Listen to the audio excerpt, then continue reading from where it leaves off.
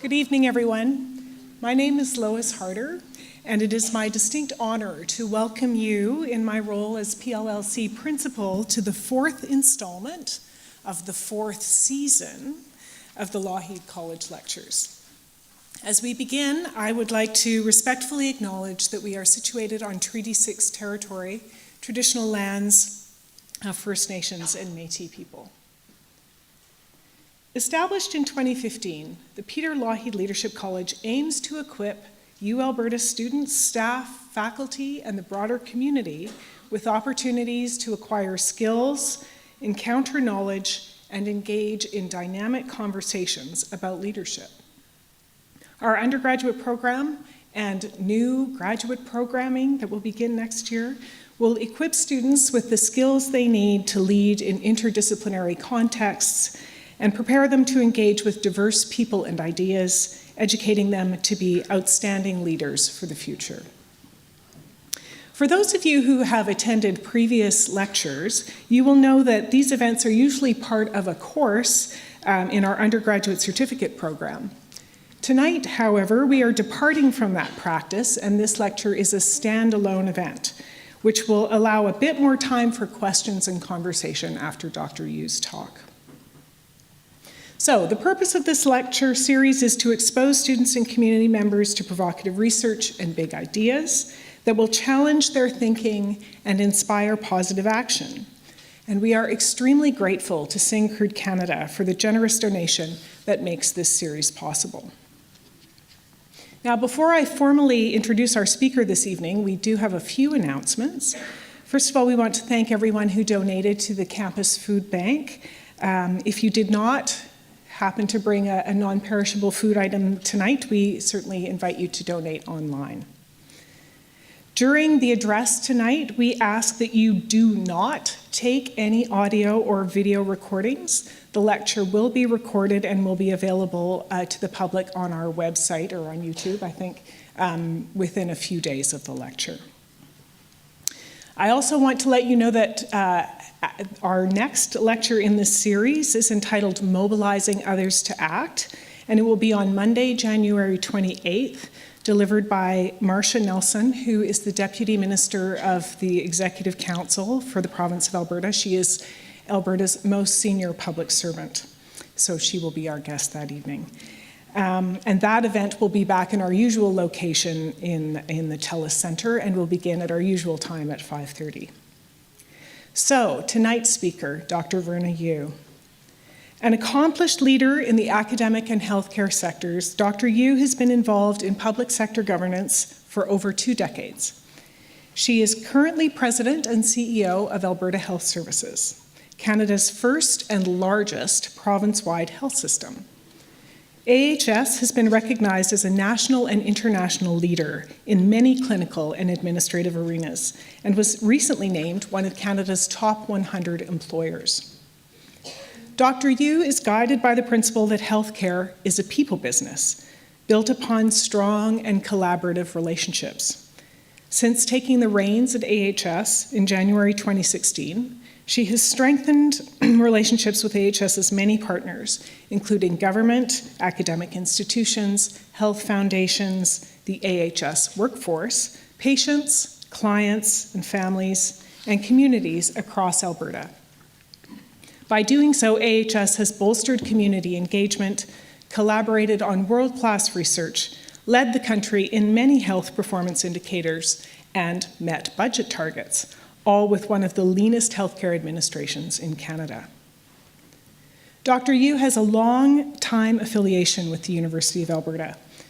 In addition to heading AHS, Dr. Yiu is a professor of pediatrics here at the U of A and has served as the interim dean of the Faculty of Medicine and Dentistry. Prior to becoming the president and CEO of AHS, Dr. Yiu served as vice president, quality, and chief medical officer from 2012 to 2016. In addition to her outstanding leadership successes, she has won numerous awards for teaching and clinical excellence. Tonight, she will speak to us about leadership resilience, lessons learned. Welcome, Verna Yiu.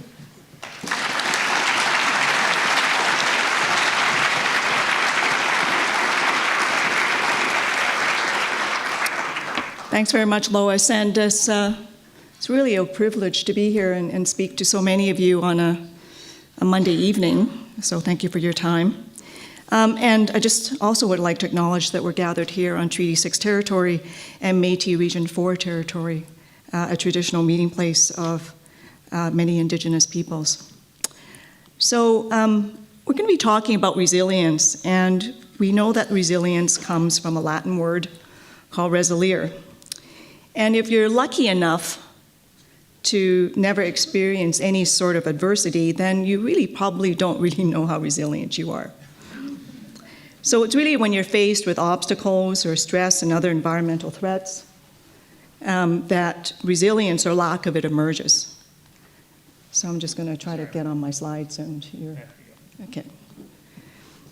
So I just want a hands up for people in the audience. How many of you feel that you face some form of adversity or obstacle or stress or any other environmental issues? Hands up.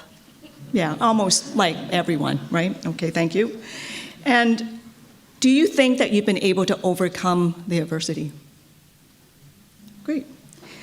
So what exactly is it that you have within you that has allowed you to share with others, hopefully in this room later on, but what is exactly within you, the quality of resilience that has actually allowed you to go through the adversity? So I'm going to talk a little bit about myself and my journey, and then I'm going to talk a little bit about personal resilience, organizational resilience, and leadership resilience, and then extrapolate some lessons at the end that I hope that you can share for yourself as to how you can build your own resiliency.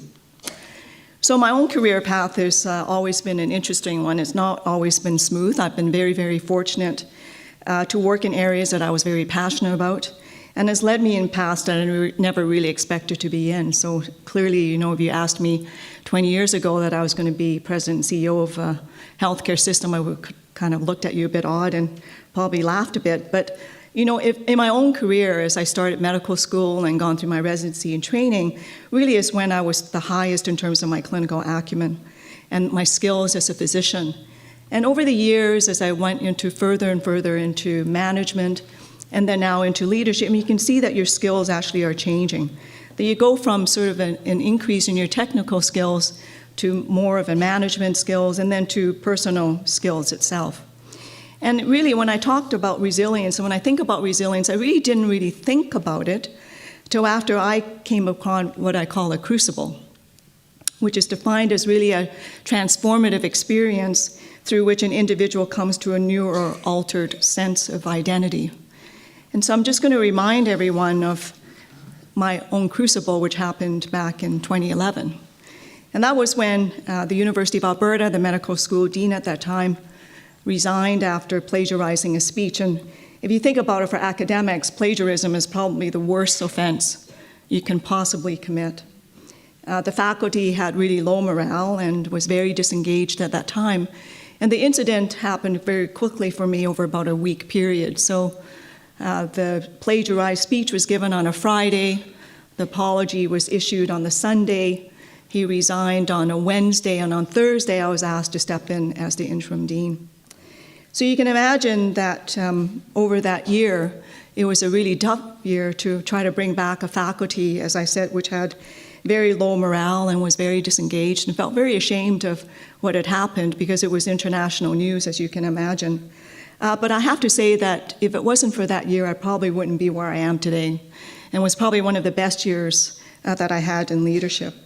Because when I really think about resilience, I really think back to that year and what I had to do to sort of, work and support the faculty, and what did I have to do as a leader to help support others. So that incident really, for me, highlighted resilience, and it made me start thinking about resilience, because I never really thought I was truly that resilient a person. And so in my reflections about that, I kind of realized that I probably was fairly resilient even when I was fairly young.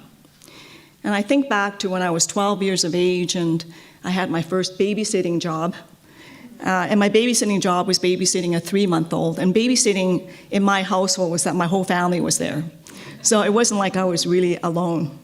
But the baby kept on crying, and her name was Monica, and she's now like in her 40s. Thank you very much. And Monica could not stop crying for 3 hours straight, and to the point where actually I started crying. And my grandmother at that time who lived with us actually called the aunt and uncle, and the aunt and uncle had to come and pick up Monica, and I just felt like a total failure, like I absolutely, what did I do wrong that I could not settle this poor little baby? And so really, probably for me, that was probably my first indication that I was probably pretty resilient because it didn't stop me from babysitting. In fact, I actually did more babysitting. And in fact, my whole career now is actually working with children as in pediatric nephrology. So my resiliency, I think, comes back a long way. So moving on to resiliency, I just want you to think about your own resiliency and just take a look at some of these questions. This was a resiliency quiz that was written by an author by the name of Al Siebert, and he wrote a book called The Resiliency Advantage in 2006, and this is a bit of an excerpt of his resiliency quiz, and it allows you to interpret a bit about what your resiliency score is. So you rate yourself from 1 to 5 on each of the bullets, where 1 is strongly disagree and 5 is strongly agree. So if you're going to be rating yourself about 2 to 3 in most of these bullets, then you're going to be probably someone who's got fairly low resilience or may have some resilience, but you've got some room to grow. If you're rating yourselves in the score of maybe 4 to 5 for each of these bullets, then you're going to be probably fairly adequate or highly resilient person. You're someone who's probably fairly self-motivated. You can bounce back from setbacks and can thrive even under pressure. So it gives you a sense about how you would rate your own resiliency. So then what exactly is resilience? Well, it's something that you kind of realize after the fact, and that's in fact what happened for myself. I didn't realize it until after my crucible. It really will determine whether you succeed or whether you fail. It's not a judgment. It doesn't mean whether you're a good or a bad person in any way. The good thing is that it can be learned, and the best thing about it is that it gets better with age. So how many things get better with age? So resiliency definitely does. And if you think about it, it makes sense, right? The more mature you are, the more you're able to regulate your own emotions. You can have a better advantage because you have more perspectives, different life experiences. And so it really is an advantage to be older with resiliency. And this is a lovely quote from Dean Becker, who's president and CEO of a company called Adaptive Learning Systems, which is a company in Pennsylvania that actually develops and delivers programs about resiliency training. And what he said is that more than education, more than experience, more than training, a person's level of resilience will determine who succeeds and who fails. And that's true whether you're fighting cancer, whether you're in the Olympics, or whether you're in the boardroom. So really, really love that quote. So there are different dimensions of resilience, and we all know that, right? So there's the physical resilience. You have got to get enough sleep. You have to exercise. You've got to eat well. There's the emotional resilience. It's about being focused, staying calm, being able to regulate your emotions, having positive optimism. The spiritual, we often forget about the spiritual part, which is really important. It's about your values and your beliefs, the morals, empathy, the ability to reach out. And then the mental resilience is about understanding your own thoughts. It's about your outlooks and perspectives and believing in yourself. So characteristics of resilience then is really about having a really strong internal locus of control. It's about having strong self-esteem, being self-efficient, personal goals. Sense of meaningfulness is really, really important, and we'll talk a bit more about that. Using past successes to confront current challenges. And you view stress as a challenge, as a way to get stronger, not as a failure or not being able to adapt to that. The ability to use humor is really quite important.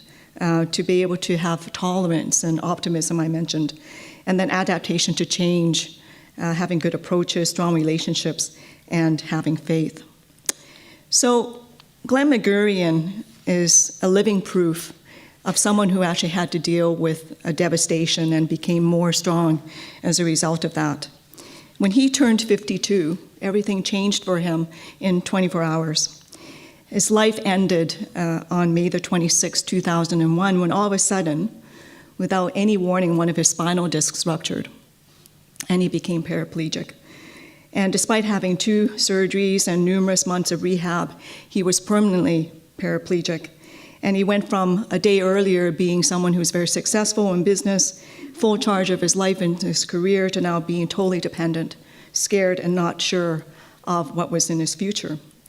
And paradoxically, having the serious adversity come upon him has actually challenged him. And he's actually now a motivational speaker and a management consultant in his own firm. And he actually helps business leaders around the world to really achieve extraordinary performance in different companies. And his quote is that for himself, there is no self-pity. None, zero. Nothing I say now or later means that I feel sorry for myself. At first, yes, but not for the past 8 years. This is a celebration, not a lament.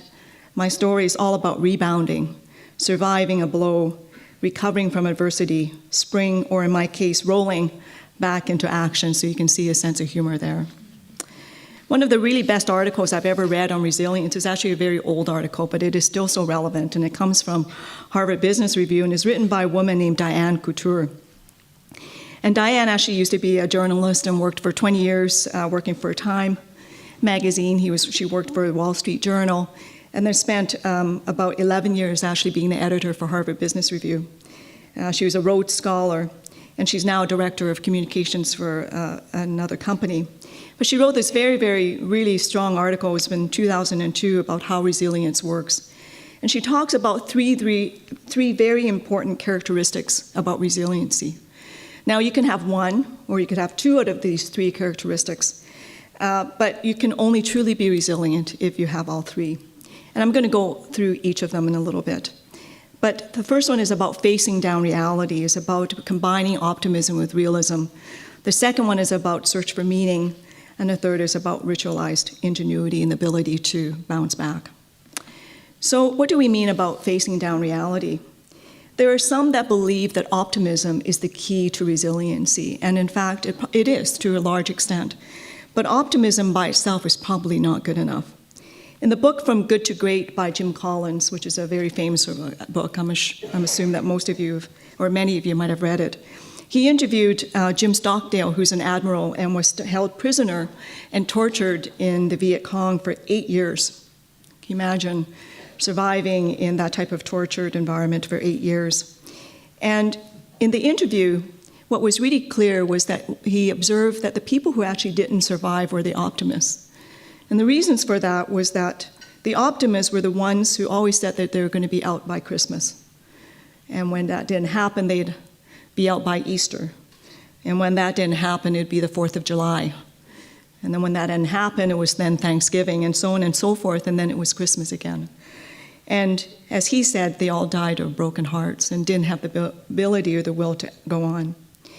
So it really is not just the optimism, but it's the realism of understanding what your situation is that actually helps you build that resiliency. The second part of resiliency is the search for meaning.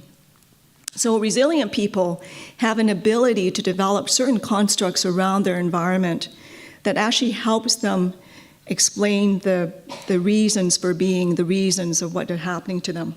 I'm going to describe a situation. In this article, they described an interview with Viktor E. Frankl. And Dr. Frankl was a psychiatrist, and he was an Austrian psychiatrist and an Auschwitz survivor. And he actually invented something called meaning therapy, which is a humanistic therapy technique that helps individuals make the kind of decisions that will create significance in their lives. So when he was in Auschwitz and in the camp, he described a very, very pivotal moment where he was trying to decide if he was going to trade a cigarette for a bowl of soup. And he realized at that point how trivial and meaningless his life had become. So he realized that in order for him to find purpose in his life, he had to build a construct. He had to think beyond the survival of the Auschwitz camp. And he imagined himself giving a lecture after the war on the psychology of concentration camp survivors, and to help outsiders understand what he had gone through. So in essence, he created concrete goals for himself that allowed him to rise above the sufferings at the time of the moment. And his quote is, as you can see on the slide, we must never forget that we may also find meaning in life even when confronted with a hopeless situation, when facing a fate that cannot be changed. The third characteristic, the third building block of resiliency is the ability to make do with what you have. So it's the ability to bounce back. It's the inventiveness or creativity that we have. I'm sure that all of you know of friends and colleagues and family who have gone through perhaps some similar turbulent times as yourself and yet have responded in very different ways. Maybe a friend has succeeded in one circumstance and another who has not. And resilient leaders and resilient people actually imagine possibilities when others are confounded. So people who bounce back make the most of what they have. For example, for Dr. Frankel, coming back from concentration camps, resilient people actually know that they need to save the pieces of string that they have or the wire because they know that they may help them survive in the future.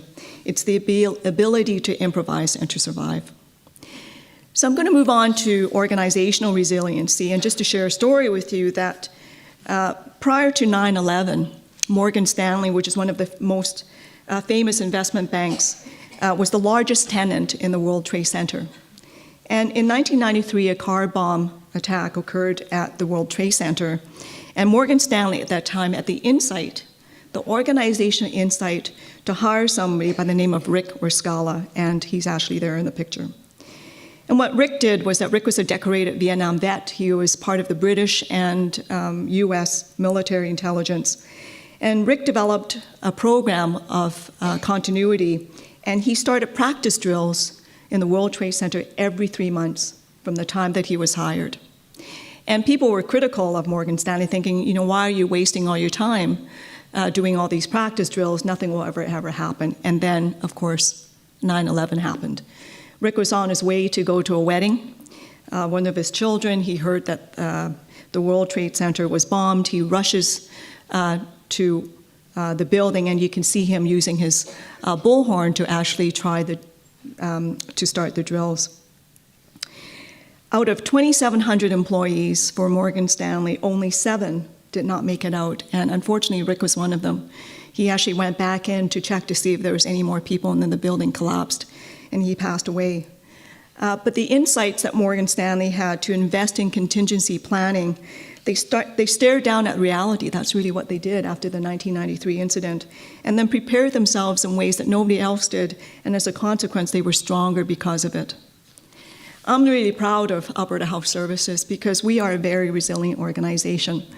We are now year 10 in existence, and if you can imagine all the turmoil that the organization has gone through over the many years, we've been through a lot.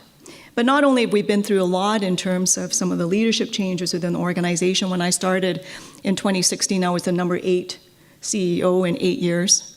The average lifespan of a CEO was 18 months. And I just surpassed the longest standing CEO, who was Chris Ego, and so I'm now forging where no person has ever gone before.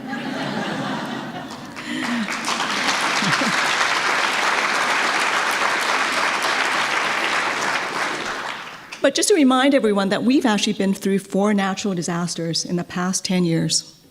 We had H1N1 in 2009. We had the Slave Lake wildfire in 2011. We had the Calgary, South Alberta floods in 2013, and everyone, of course, remembers the Fort Mac wildfire in 2016. And with every catastrophe, every natural disaster, we have done so much better each time. We did a lot of learnings from the first time in 2009 H1N1, which is probably did not go as well as we wanted to. And really, when we ended up in 2016 in Fort McMurray, we evacuated a hospital of 105 patients, some of them that were intubated and were in critical care, within 2 hours.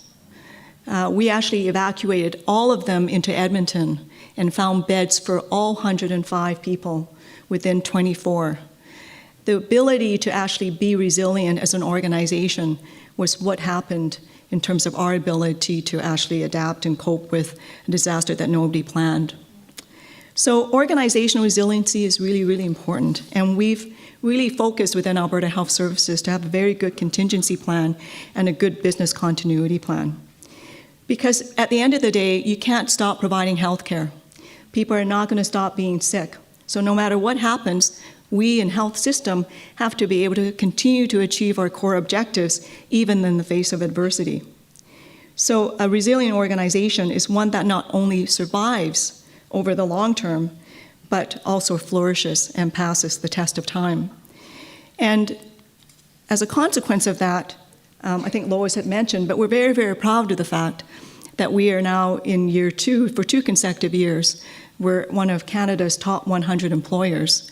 There are more than 8,000 companies that actually submit an application every year to be in the top 100. And, we would have not been able to get into this award category if we were not resilient as an organization. So kudos to the team for really embarking on that piece. I'm going to talk a little bit about resilient leadership, and just coming back to my own story back in 2011 is kind of interesting because a lot of the leadership that I provided for the dean's office at that time, I have to say, was a little bit intuitive. And so reading about resiliency and sort of pulling out some of these bullets here that comes from a book by Everly, who wrote a book that says The Secrets of Resilient Leadership When Failure is Not an Option. And I just thought, wow, I could have probably written that book. But they describe 6 essential skills through adversity. It's about acting with integrity. I can tell you that communication was so paramount in the year that I was the interim dean. The power of optimism and self-fulfilling prophecy. I remember that week, as I told you, it was a very fast week, and when I realized that I was going to be the interim dean, we had planned the following Monday for Lauren Terrell to do a town hall with the faculty to celebrate his Order of Canada. And Lauren Terrell was also dean of the faculty, and we were going to celebrate that. And I still remember Lauren calling me up in that week and said to me, "Verna, after what's happened, do you think that I should still go ahead with this town hall?" And I said to him, "Really, Lauren? If anything, we need this the most, because we need to be able to have pride in the faculty. We need to be able to tell our faculty that, it's not just about one person, it's about a team of people." And so really harnessing that power of optimism was so, so important. It's about taking full responsibility for your actions, building a resilient culture, which I think we have done in the faculty, and then using stress management as a competitive advantage. We managed to do a lot in that year, and I'm just really proud of what we've done. So Diane Couture, at the end of her article, is a really lovely quote that I just pull out, and because she talks about resilience as a reflex, a way of facing and understanding the world that's deeply etched into a person's mind and soul. That resilient people and companies face reality with a staunchness, make meaning of hardship instead of crying out in despair, and improvise solutions from thin air, and others do not. And this is the nature of resilience, and we will never completely understand it. Now, there's been a lot of research done on resiliency and goes back decades to a psychologist by the name of Norman Garmese. And Norman Garmese, who's now since passed, was a psychologist at the University of Minnesota. He studied resiliency in children for decades. And, his curiosity was that, he would go into schools, interview these children, and he would see children who had the worst social circumstances. They came from poverty. Oftentimes they came from families where there was addiction and mental health issues. There was not enough food in the house, and he could not understand why certain children would actually continue to excel despite all the tough circumstances. And so what he did, along with some other researchers, is they then wanted to look at what is it that makes those children the most resilient? How do they continue to function despite the fact that they couldn't have a good background or a good family? And so what they really found was that there were still some commonalities for these children. And what were the commonalities? Well, what they found that these children often used their skills very effectively. They saw themselves as determinants of their own fate, so they accepted full responsibility for what they had control over. They would have very, very positive social orientations. They're very, very aware of those around them. And so you can imagine that children who did not have those characteristics would often not do so well. And what we've done is that in building individual resiliency, we've actually worked with Alberta Public Schools, and we're actually building resiliency because, in fact, resiliency can be learned. You know, there's ways to teach teachers about how to build optimism and resiliency in children. And so we've been partnered with, as I said, about over 130 schools in the province with thousands of children where we're actually working with them on building mental health capacity. And we're actually expanding that program as we speak. So what about yourselves, and how do you become more resilient? Well, this is a really nice presentation from the Center for Creative Leadership, and they talk about 8 steps to become more resilient. And as I said, resilience can be learned. It's a learned skill. So one is to accept change. And in healthcare, change is the norm. I used to complain about change fatigue years ago, and the reality is that it's changing all the time. We just have to accept it and understand that we have to find ways to work a change. The second is to become a continuous learner, to always learn and be creative, and to know that no matter where you are in life, that we always need to keep learning about things. Taking charge. As I said, you know, the resilient children were taking charge of their own lives. They didn't make excuses for themselves. They didn't make excuses for anyone. They wanted to make sure that they were in control of their own destiny. Number 4, find your sense of purpose. As Viktor Frankl did, he found a sense of purpose. That's how he survived Auschwitz. And that's how he became a very famous psychiatrist. Pay attention to self-identity and really form your own identity apart from your job. You know, many of us, you know, if you're lucky enough, your job is your passion. It's not so much a job, but really what identifies you. Cultivating relationships is really, really important, having a good social environment and strong relationships. And then reflection is also very important, to be able to reflect. And as I said, I kind of reflected on myself, but, you know, after the fact. Might have helped if I reflected a bit before, I think. And then skill shift. You know, understand that at the end of the day, you know, we have different skills that you can learn, and it's never, never too late to learn.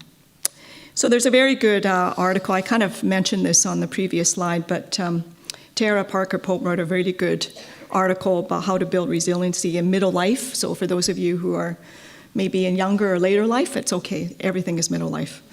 And it's in the New York Times in 2017, and she described 5 things about building individual resiliency. The first one is about practicing optimism. We talked a bit about that, about how it's important to be optimistic, but it has to be realism. There's got to be realistic optimism. Don't personalize it. I find it really important that, you know, in my work, that nothing is personal. At the end of the day, we all try to do what's best for Albertans, for healthcare. And really, a good quote from Adam Grant is that there really is almost no failure that is totally personal. Remember your comebacks. Sometimes it makes me feel better to think I've gone through something worse in the past. So I'm sure that might work for some of you also. And then supporting others. Really important to build a strong network of support. And it actually even strengthens your resiliency by having that extra support. And then stress breaks is really important. As we said, remember we talked about the physical and the mental and the spiritual components of resiliency, and that you do need to take some rest and find ways to really give yourself a body break. So I hope that this has been a helpful session to you. Thank you for the privilege on sharing my lessons learned on leadership. And I look forward to some of the questions, so thank you very much.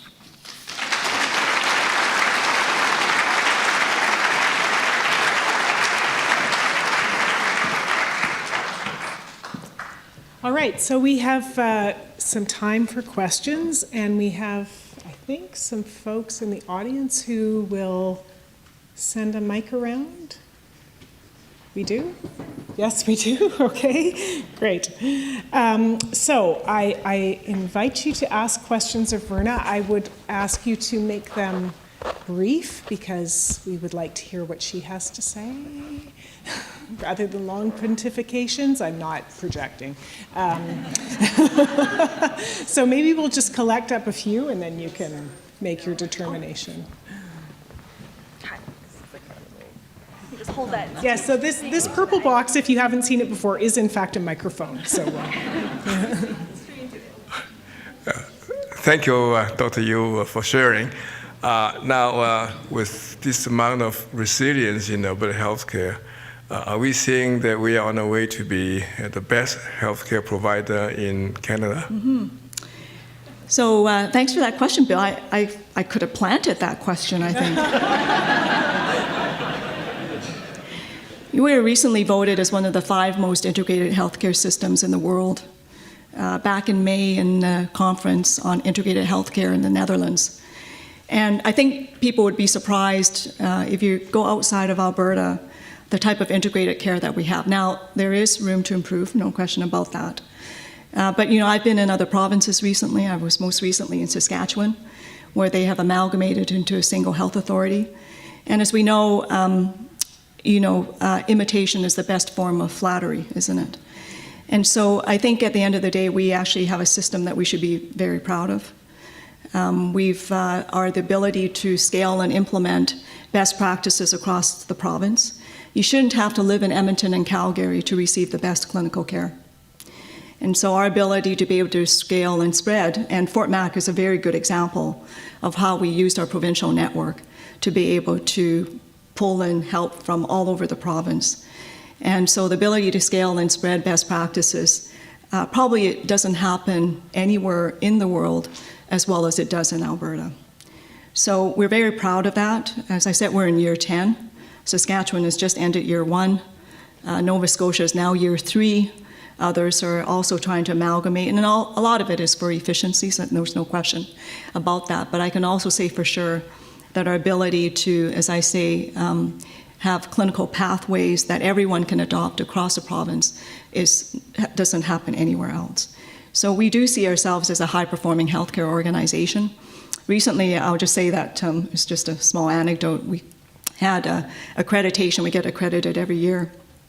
And there was a physician, and physicians are the hardest to please, right? So one of the accreditors happened to be a physician. And this was about his 4th time coming back to Alberta to look at Alberta Health Services. And he said to me, Verna, when I first came to accredit Alberta Health Services, which was probably in the first part of the first 5 years, he said, I didn't know if the amalgamation was an experiment, whether it was going to fail or whether it's going to succeed. And he said to me, I'm just a believer now. And you absolutely have the Alberta advantage back in healthcare. So coming from a skeptical physician, I was quite pleased with that. But just to say, I'm really proud of our system right now.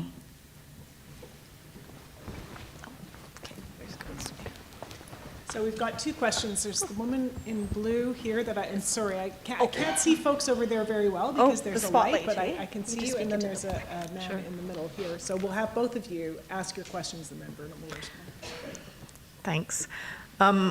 I saw on one of your slides it said that use stress management as a competitive advantage. I'm wondering if you can unpack what that means first and give some examples, and then maybe comment on why we have to be competitive in health. Okay, just hang on. Oh, 2 questions. That means I have to remember them. Okay, all right. Okay, I better write this down. Okay. Maybe you can combine them. Yeah. Sorry, over here.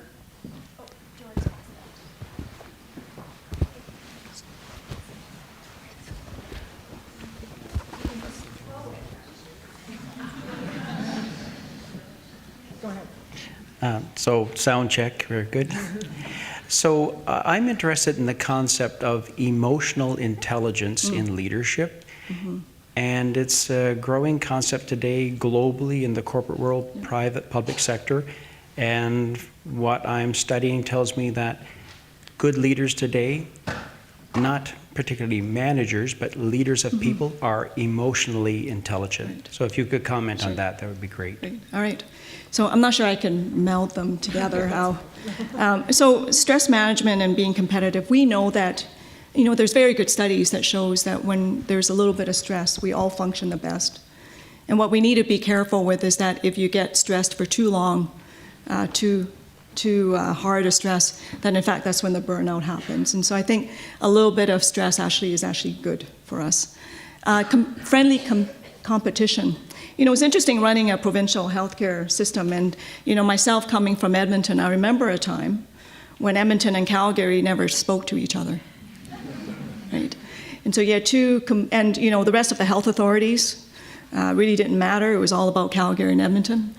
And you know, in fact, they were so competitive with each other that they would never share anything that they would do with each other. And so we lost a lot on investments that were made by your public dollars that were never shared, and were lost in the translation of the competition. But competition is actually good in some things. So for example, we do competitions for hand hygiene. So hand hygiene is making sure that you've got clean hands before you touch patients. Makes sense. And you know what? About 6 years ago, we started with a hand hygiene rate about 33%. It was pretty dismal. And now across the province, we're over 85%, and we're striving for about 90%. And because once you hit over 90%, your risk of infections from hospital-acquired infections is actually quite low. So, you know, having that type of competition where all of our Alberta Health Services is divided operationally into 5 zones, where each of the zones can compete with each other, have a little bit of stress in there, for me, that's actually advantageous because it means that we're striving to get better. And that's friendly competition. If I look now between Edmonton and Calgary, there are very different cultures between the two cities, but man, are they like to work together now. There are things that we share, best practices that each of the cities do very differently. And so some of the things that work really well in Calgary, so for example, they have a specialist link line where they reduce their waiting list for one of their specialties from about over 2,000 patients down to 29. And the specialist link line, why would we not want to roll it out to Edmonton? Why would we not want to roll it out to the rest of the province? So in that setting, that's where I bring in the competitive. A little bit of competition is actually good, and it's called friendly competition.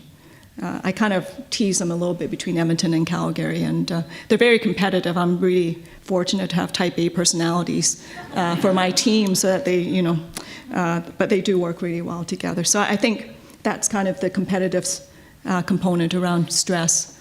Honestly, I'm so sorry, I forgot the second part of the question. Just repeat your...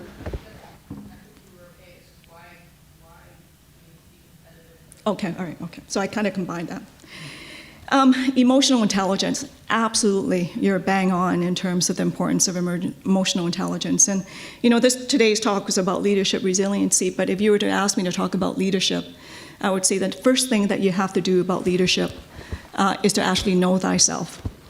So self-awareness is absolutely critical for people who want to be leaders. And for me, leadership competencies like emotional intelligence everyone should want to have that. Everyone should want to have leadership competencies. It doesn't matter whether you have a title or whether you're not. All of us are leaders within our own sphere of influence.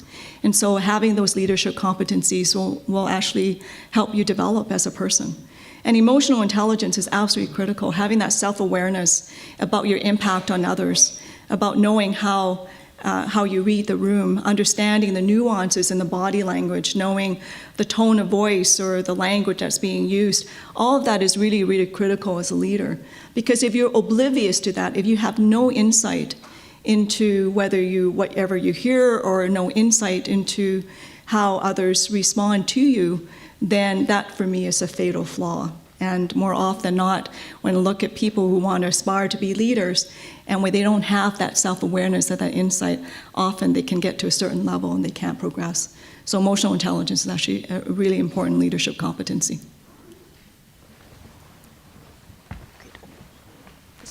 Oh, sorry, I did the other side.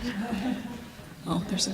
Okay, exactly right where it's going. So we have down in front here, Oh, just a person who's obviously had a recent encounter with the medical system. It's been a while for sure.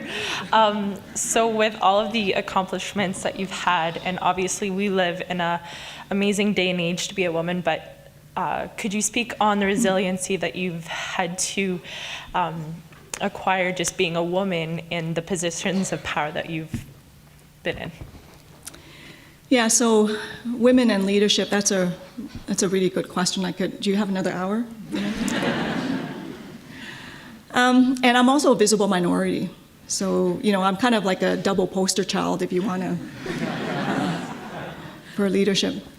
Women in medicine, women in leadership, absolutely there are challenges going forward. And I think women leaders are different than male leaders, to be honest. I've grown up in a world where I'm surrounded mostly by women. So healthcare in general, or nurses are, and all the other health professions are mostly women. Pediatrics is mostly women. So again, I grew up in sort of the environment where there's a lot of women. But what's interesting is that even though there's a lot of women in those areas, the fraction of male leaders are still actually outproportion those of women. Women have to be more visible. A lot of times women are not visible enough, and we don't want to, show off ourselves too much. So I think that innate sense of where you just want to, go behind the scenes, you have to kind of counter that a bit. And I think also for women, they tend to underestimate themselves too. I'll just share a brief anecdote with you, if that's okay. So I didn't really go too much into my career path and how I got here, but I kind of fell into leadership roles throughout my career just because I happened to be in places where I saw a need. I'd put my hand up, and of course you're never going to refuse volunteerism. And there was a job posting. I was actually finishing 3 years as the Stollery clinical site lead. And I spent 3 years doing that work. I was really busy because I was in academics. I was doing full-time clinical work. I was the clinical lead for the Stollery Children's Hospital. My kids were young. And I kind of burned out after 3 years, and I was going to step down after 3 years. And then I saw a job posting. And the job posting was for an assistant dean for student affairs. So I saw it, kind of looked at it, threw it in the garbage, I didn't pay any attention to it at all. And why do you think I didn't pay any attention to it? I didn't pay any attention to it because an assistant dean, a dean in my mind, was not me. I wasn't male. I was still young, so I wasn't middle-aged at that time. At least I didn't think so. I didn't have white hair. And so my mental model, my mental image of that position didn't match to me, and I actually didn't think I had the skill sets. I think I kind of underestimated my skill set. And it wasn't until actually I spoke to somebody, and that person said to me, "Verna, you should really think about that job." And I said, "Really?" I threw it in the garbage. And he said, no, you're doing all this stuff with medical students, you should really think about it. And so I kind of thought about it, put my hat in the ring, got an interview. I must have interviewed well enough because I got the job. And it was Lauren Terrell, I mentioned Lauren before. So Lauren was the dean at the time, and Lauren phoned me up, and Lauren said to me, "Verna, I want to give you the job. You interviewed really well, and you interact really well with the students. I think you'll be great at it." And I said to him, my first response to him is that, "I'm really lucky. Thank you so much for offering me the position." And he said something to me I've never, ever forgotten. He said to me, "Verna, good people make their own luck." And it was like ding, ding, ding in my head. I thought, wow, that's true. I think I'm pretty good at what I do. And maybe this wasn't luck. Maybe it was actually my own abilities and my capabilities that actually led me into this position. But instead of, and I think women tend to do that. I think women tend to excuse themselves to say that, I was lucky, I was fortunate, I was in the right place at the right time. You heard me say some of these things already in this talk. And so women tend to do that, and they tend to underestimate themselves. So I think part of the reason why we tend to have probably fewer women leaders, to be frank, is that I think women don't put their hands up either. And so really, I think once you can see the role models, I think right now in the dean's office here in the faculty of medicine and dentistry, I think half of them are women. At that time that I was there, I think I was the only woman. And so I think it's about, forging ahead and building sort of these roles into roles that are doable for women with young kids. And it was probably one of the best 8 years of my life was working with students. So I think there are some inherent differences with women, but I think women are as capable, and I think they lead in a different way, and I think they should lead the way that women do best, which is not like a man. Sorry for the males out there.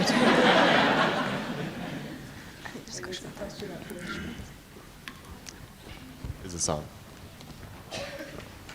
No. It's on. It's on. Oh, okay. Thank you for this talk, Dr. Yiu. I wanted to ask, you talked about 4 different natural disasters that happened during your time with AHS, 4 of which are very different from H1N1 all the way to the Fort Mac fires.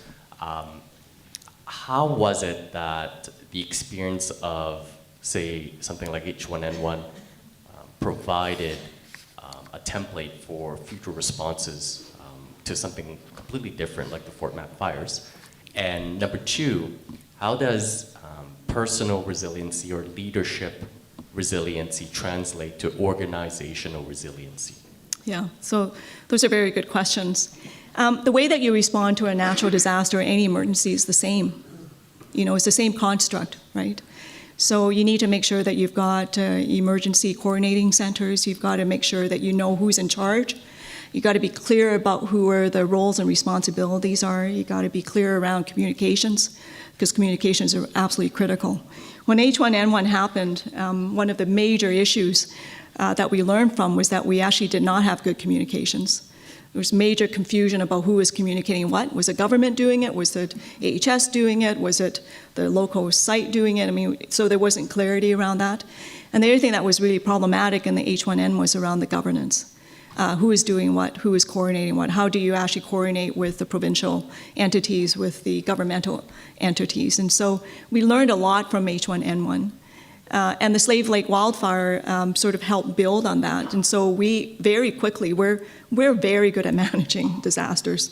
We can set up an emergency coordinating center at a drop of a hat.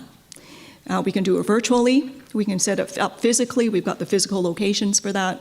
We've got protocols and processes in place around communications, who does what, how we work with government. If you look at the Fort Mac wildfire, you can see that it was really coordinated.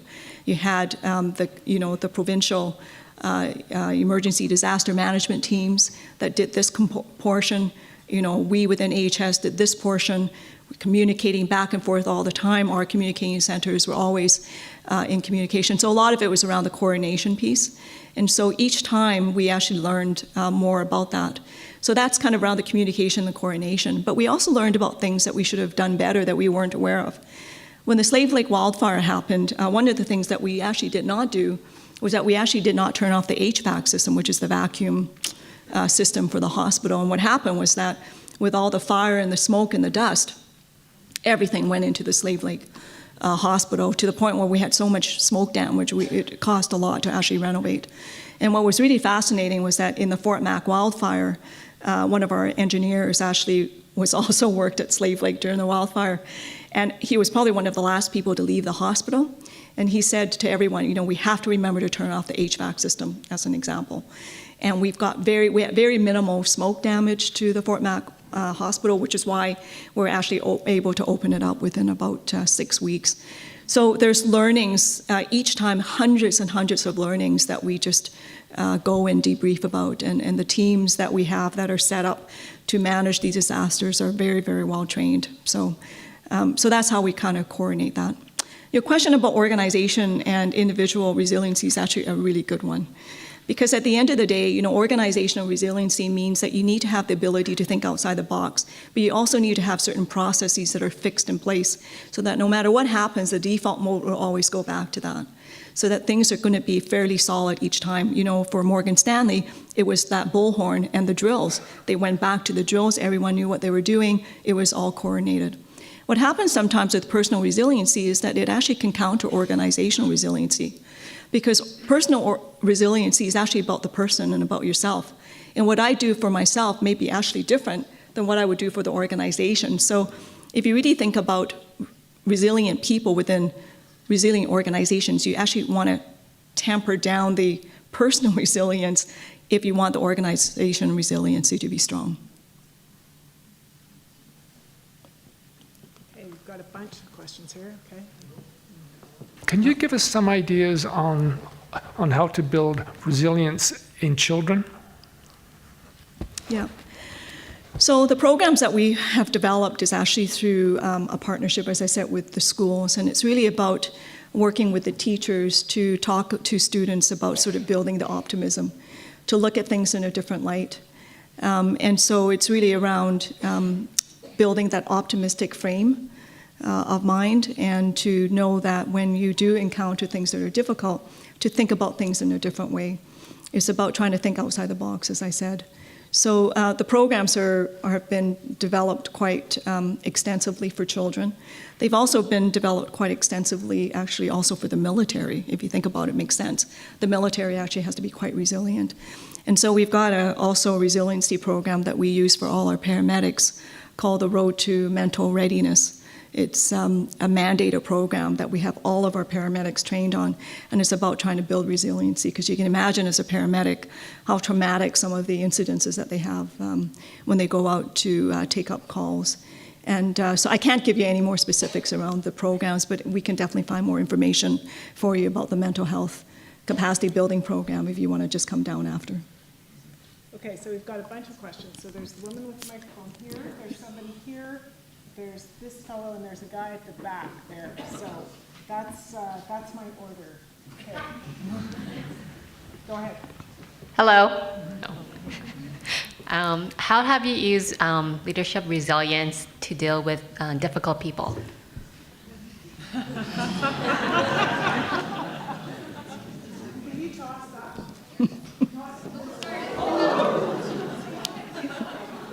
That's not the way to do it.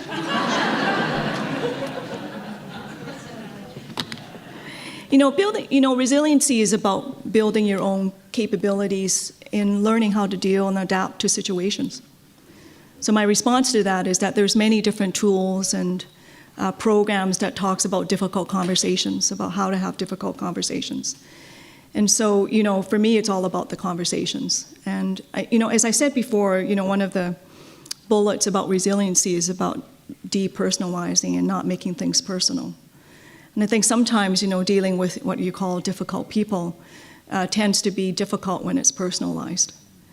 And so if you can take a step back from that, build your own tools around, how to have difficult conversations and depersonalize, I think that's how you work with that. It's not an easy thing to do by any means, and you probably have to do a few to see if you can even get it right, but that's kind of my response to your question. Okay, so I'm going to go to the man with the purple microphone here, and then there, and then that purple microphone is going to go this way up to the guy in the back. Okay, all right. Okay. A recent BuzzFeed piece recently called Millennials the Burnt-Out Generation. Do you fear that this generational sense of burnt-out has left millennials without the emotional, physical, mental, and spiritual energy needed to become resilient? Yeah, that's a really interesting question. I think that, as I said, resiliency can be learned, right? And so I think regardless of whether you're a millennial or not, maybe you're a baby boomer, I don't know, but I think at the end of the day, I think the onus is for us as individuals to want to build our own resiliency, because as I was speaking earlier, resiliency is about wellness. It's about how to actually make sure that we have the tools internally to be able to adapt to, unusual circumstances. So regardless of whether you're a millennial or not, I would urge all of you to actually read on resiliency, to build your own resiliency, and it's going to take some time. It's not like an easy fix by any means, but to really build your own capacity to be resilient. Hi, I was hoping that you might be able to speak a bit about leaders developing organizational resiliency through succession planning and what that's meant for you in your past couple of experiences. Yeah, so succession planning is something that we probably don't do a very good job on, and I'm saying for many organizations. And we actually were very purposeful in Alberta Health Services. When I took over actually more than 3 years ago, we actually started the conversations about succession planning. And it's very important about doing that in a formal way, and to really identify the people that you want to groom and you want to develop within the organization to make sure that you build that type of culture where, there's a lot of depth, so that no matter who you are in the organization, at the end of the day, there's always somebody who's going to be able to back you up if something happens, because we never know what's going to happen to each of us, right? We actually did an interesting exercise in Alberta Health Services where we actually identified critical positions. So these were positions that we felt were absolutely critical to the organization, that if that person actually had left the position, that we would actually be at risk. And if you think about it, Alberta Health Services is about 100,000 plus people in the organization. We could identify 5. So most of us, myself included, it's not that we're ever going to be indispensable. And at the end of the day, we just have to make sure that we build the right processes in place, that no matter what happens to any of us, there's always somebody who's going to be able to step up. And the only way to really do that is to formalize that. So each of us, if I look at myself and I look at my vice presidents, each of us has a formal succession plan. So we know in case of an emergency who can step in, who's ready now, who's ready in 1 to 3 years, or ready in 3 years and beyond. So formalizing that, I think, actually adds to the resiliency of an organization. Which would have thought?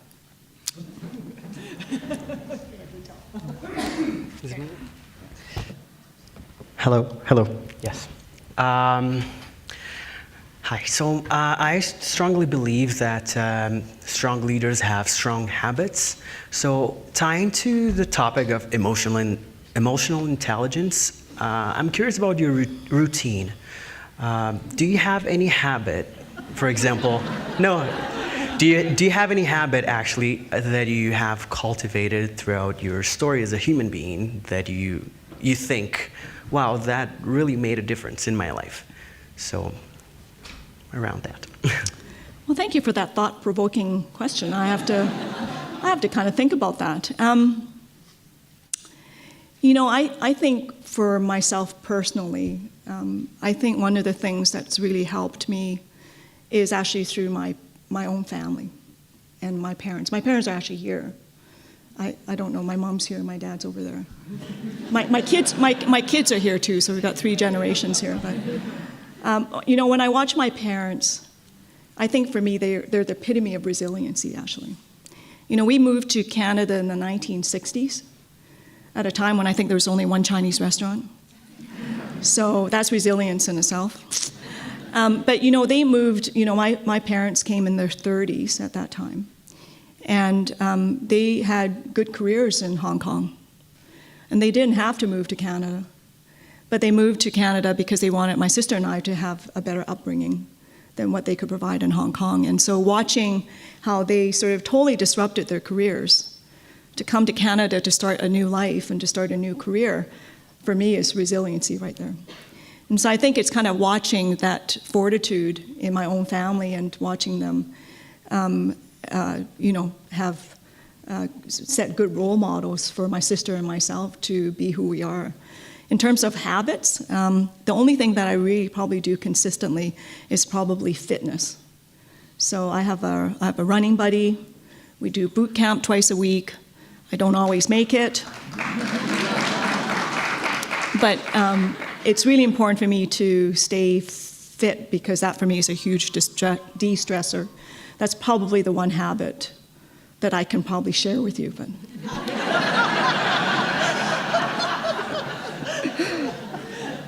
All right, well, we can take maybe 2 more questions and then we'll let Verna go on to the next thing.